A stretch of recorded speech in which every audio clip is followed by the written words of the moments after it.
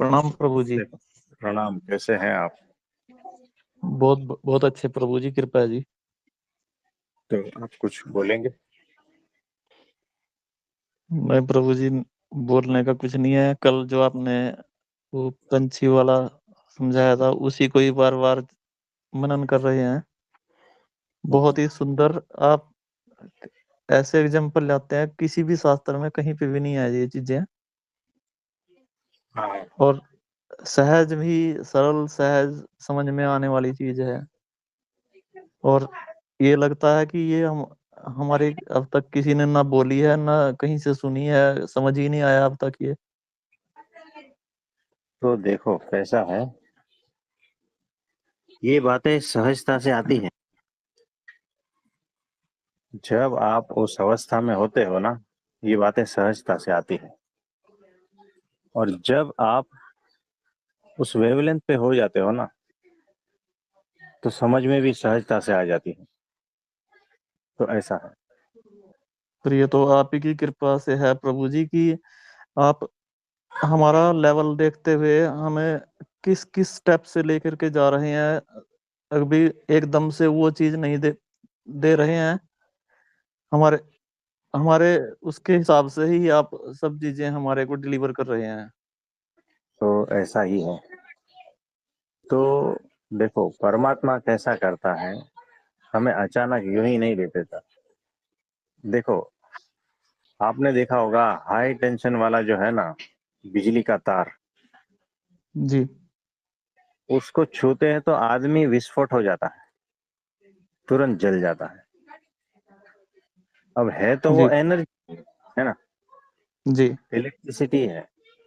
लेकिन अगर अचानक आई तो खत्म, तो उसका आनंद नहीं ले पाओगे। तो वो भी जो है बिजली ही है ना। डायरेक्ट छूने गए, वही बिजली को कन्वर्ट करके पंखे में डाला तो ठंडी हवा आई, है ना। जी। तो सुख मिलता है। वही बिजली को फ्रिज में ठंडा पानी, सुख मिलता है। एसी में सुख मिलता है। प्रकाश बल्ब में डालते हैं, प्रकाश मिलता है, सुख मिलता है। बिजली वही है। आप उसको किस तरह से अपने जीवन में उतारना चाहते हो ना, सारा कुछ उस पर निर्भर है। डायरेक्ट भी ले सकते हो ना। कोई बोलता है नहीं मैं डायरेक्ट लूंगा, डायरेक्ट छूने जाओ तो क्या हालत होता है। समुद्र का पानी है, डायरेक्ट पियो तो कैसा लगेगा, है ना। फिर उसको जो है प्रोसेस करके, ये करके जब मीठा बन जाएगा तब पीने लायक होता है ना। प्रभु जी। वैसे ही हर चीज है। तो परमात्मा जो है ना, अनंत अगाध शक्ति है। वो डायरेक्ट आपके भीतर उतरेगा ना, तो आप नहीं बचोगे। मतलब कि आपका अस्तित्व ही नहीं बचेगा और नुकसान हो जाएगा। तो वो आपके लेवल तक आकर आपको जब परोसते हैं, तब सुख मिलता है। चींटी है, उसको उसके ऊपर पूरा लड्डू रख दिया जाए तो मर जाएगी। तो जी चींटी प्रभु के जी। जैसा छोटा सा दाना जब उसके सामने रख दिया जाए, तब उसका सुख आनंद ले पाती है ना। हमने देखा कि अक्षर ब्रह्म कैसे हैं। उनके एक एक रोम में अनंत कोटि ब्रह्मांड समाये हुए। तो वैसा अगर आपके सामने आए तो गड़बड़ हो जाएगी। ना पहचान पाओगे, न सुख मिलेगा, और नुकसान कर बैठे। तो अर्जुन को भी दर्शन दिए थे। अर्जुन ने बोला नहीं, ये वाला नहीं, सौम्य। जी। तो अक्षर ब्रह्म इतने विराट है, अनंत कोटि ब्रह्मांड उनके एक एक रोम में है। वो जब 5.5 फुट का मनुष्य शरीर धारण करते हैं ना, तब परमात्मा का सुख आता है। जैसे वो जो बादल की जो बिजली है, वो अगर आपके ऊपर गिरे और वही बिजली का स्वरूप आपके पंखे में आए, है ना, यानी जी। आप जिस प्रकार से चाहते हो ना सुख, उस प्रकार से परमात्मा जीवन में आते हैं, आपसे बातें करते हैं।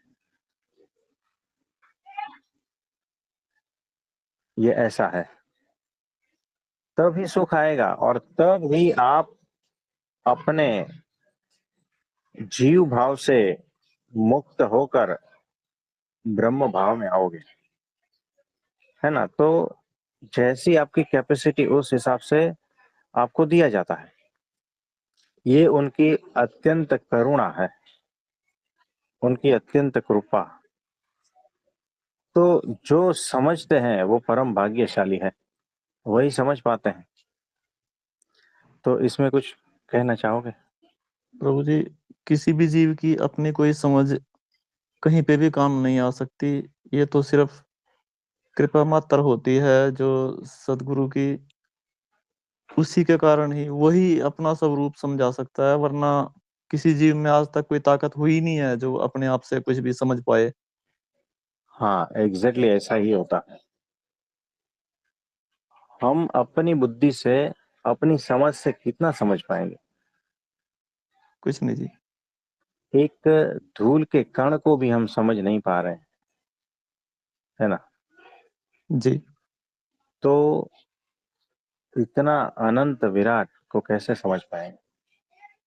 एक पेड़ के पत्ते को हम नहीं समझ पा रहे, हम अपने को खुद को नहीं समझ पा रहे, हम मनुष्य को भी नहीं समझ पा रहे। तो ये बात है, तो हमारी तो कोई औकात नहीं है। वही जो है, कृष्ण भगवान ने जब अर्जुन को वो दृष्टि दी, तब उसके दर्शन कर पाए। यानी कहने का ये तात्पर्य है कि उनकी पात्रता बनाई पहले, जी। और उस पात्रता के माध्यम से वो समझ, वो दृष्टि उनको प्राप्त हुई, तब उसके स्वरूप को समझने में समर्थ रहे। तो ये बात है। तो जब तक, इतना पक्का है, जब तक वो अपना स्वरूप नहीं समझाते ना, तब तक आपकी समझ में नहीं आएगा। ये सारी चीजें जो हम बता रहे हैं ना, वो एग्जैक्ट ऐसी ही है, जी प्रभु जी। और ये हमारी अनुभूति में भी है। तो मन की बातें नहीं है, ये बातें अनुभूति की बातें हैं, सत्य की बातें हैं। तो ऐसा ही है। वो 5.5 फुट का मनुष्य रूप सामने ही है, और 20 साल पहले जो आपकी दृष्टि थी, वो 20 साल के बाद में जो दृष्टि है, तो उनकी ही कृपा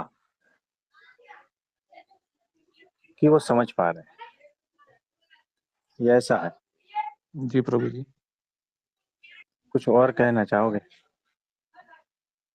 बस प्रभु जी, आपने अपने सानिध्य में ले लिया, इससे बड़ी बात हमारे लिए कुछ है ही नहीं।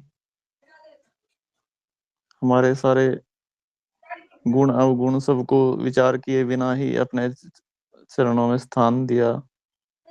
ये बहुत बड़ी बात है जी। तो ये बड़ी अद्भुत बात है। हमारे गुरुजी जो है ना, अनंत करुणावान है ना, अनंत वात्सल्य से भरे हुए हैं। उनको दोष दिखते ही नहीं किसी के भी, और वो ऐसे ही आपको स्वीकार करते हैं। इसका ये मतलब नहीं है कि दोष सहित आपको ले जाएंगे। देखो, हम कीचड़ में फंसे हैं, और वो जब निकालने आते हैं ना, तो कीचड़ वाले हम हैं, उसको वैसे ही छाती से लगा लेते हैं। फिर जी। धीरे धीरे प्रेम पूर्वक वो सारा कीचड़ साफ करते हैं। यानी आप जब कीचड़ में थे, तब उनको पता था आप कीचड़ में ही हो, आप पूरे जी। कीचड़ से लथपथ हो। तो वो आपको देख रहे हैं, आपके कीचड़ को नहीं, इसीलिए आपको गले से लगा लेते हैं, बाहर जी निकाल प्रभु। लेते हैं। लेकिन वो कीचड़ आपके ऊपर से साफ करते हैं, प्योर करते हैं, शुद्ध करते हैं। तो कीचड़ तो तब भी दिख रहा था और कीचड़ अब भी दिख रहा है, पर्पस अलग जी है ना। तो उस तरह से वो शुद्ध करते हैं, प्योर करते हैं और फिर अपने पास बिठा लेते हैं।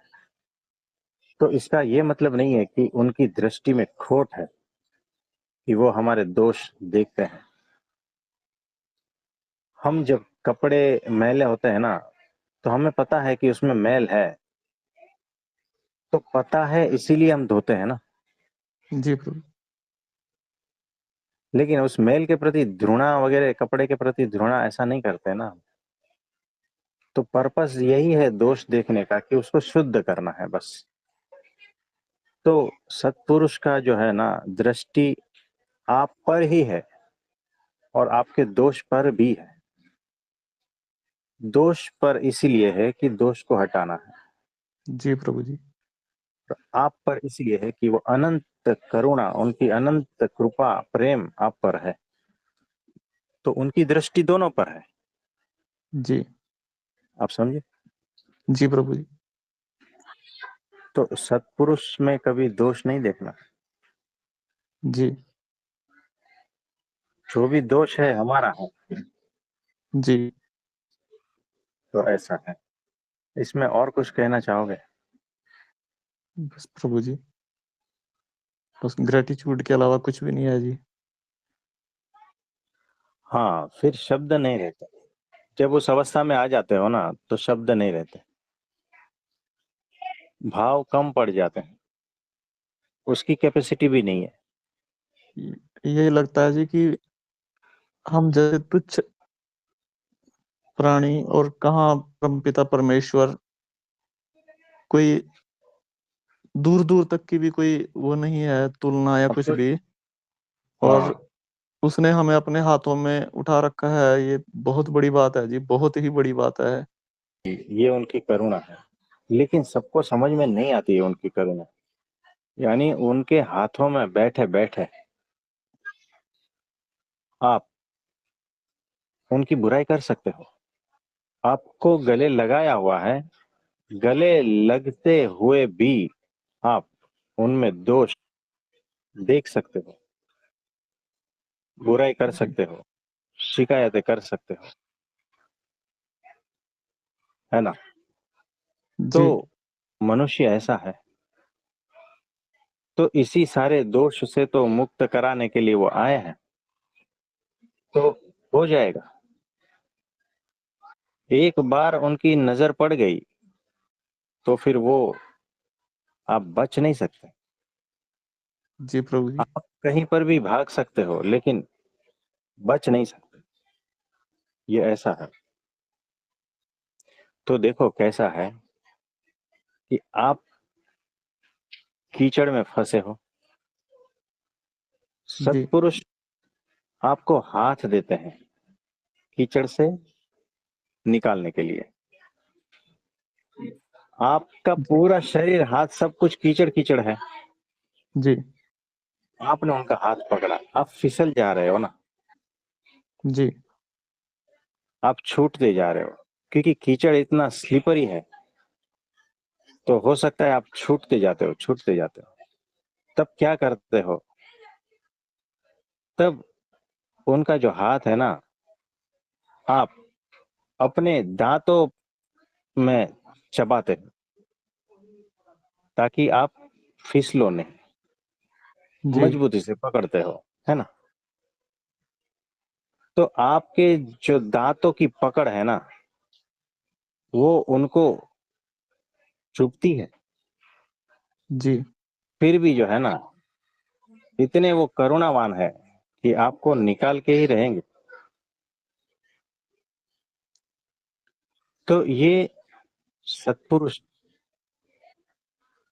यानी आप उनको काटो तो वो सहन कर लेंगे, लेकिन आपको निकाल के रहेंगे।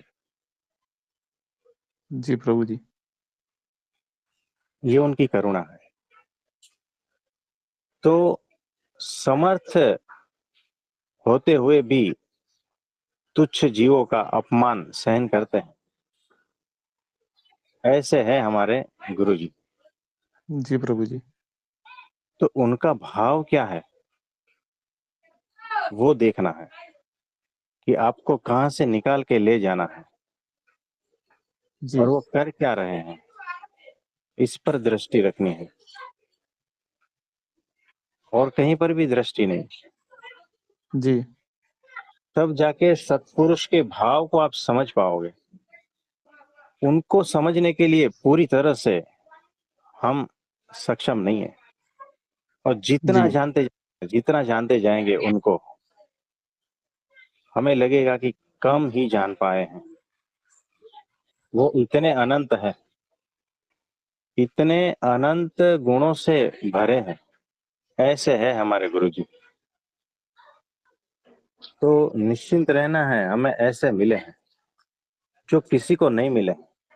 इतना याद जी रखना। प्रभु जी। जी अनंत जीव यहाँ भटक रहे हैं, अनंत मुमुक्षु यहाँ भटक रहे हैं, लेकिन हम चुने गए हैं, इसीलिए हम निश्चिंत हैं। जी प्रभु जी। तो ऐसा बात है।